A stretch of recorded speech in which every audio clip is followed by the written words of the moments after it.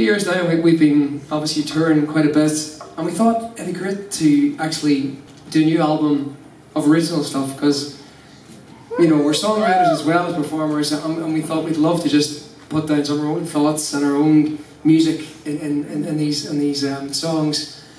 And so that's what we've been working on this past I suppose started off probably about 7 or 8 months ago, something like that. Anyway, and we started to think about original songs and putting them down on an album, and it's taken a bit of time to get together.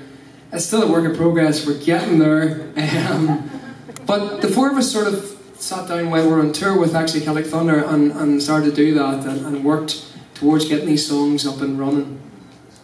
And we thought it'd be a great opportunity, and this is a mini tour that we're doing. This is only three shows as opposed to 52 that we did last summer, so this is like, it was funny, we were just thinking yesterday, can't believe we got the end of the tour already, we've made show number 3. It's incredible. We've got there. Tour in history for us. Yeah. Last summer we had 49 shows to go after tonight. But no, we thought it'd be a great opportunity to maybe, just let you hear some of the songs that we're working on for this new album that we hope to get out very soon. And this is one of the songs that we had started working on very early on in the whole songwriting process. And there's a story behind it. I'll let you, Neil, tell some about the story behind it and the actual background to it. Yeah, well, I suppose when we decided to write an originals album, we said, it'd be really nice to put some tracks in about ourselves and about how we grew up in Ireland and our experiences and stuff like that, So we got talking about our childhood anyway, and having a bit of crack about it, telling stories, sharing stories and what we got up to, all that type of thing. But I remember going back years and years ago when I was a kid, and where I come from was in the town of Bray in Wicklow.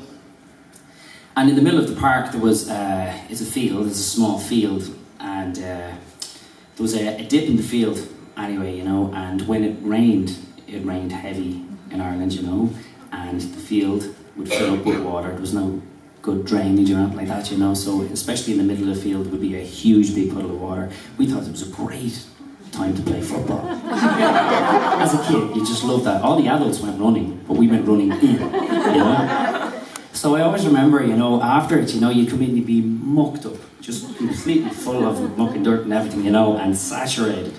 Walk in the back door, and my mum used to say, "Oh my God, look at it." I was it. Look at it, And my aunt used to be there as well. And my aunt used to say, "Oh, it's the Ragman." For years she used to say that it's the Ragman. And then they got talking about the Ragman and what there actually was a nickname for a guy that was called the Ragman that used to be going back in, years and years ago, even back to famine times that used to go back. He used to go around with his cart and he used to pick up bottles and cups and saucers and clothes and anything he could get to trade and to feed his family and all, But my mum and my aunt remembers a ragman, and he's kind of like the rag and bone man that used to come around, So that's what he said. I've never heard anybody kind of writing about this character, or making it known, especially over this side of the water, So we were talking and Neil told me the story about that. We thought, it'd be great just to make up this character, this ragman that shop around the streets of Dublin, selling stuff, doing that thing.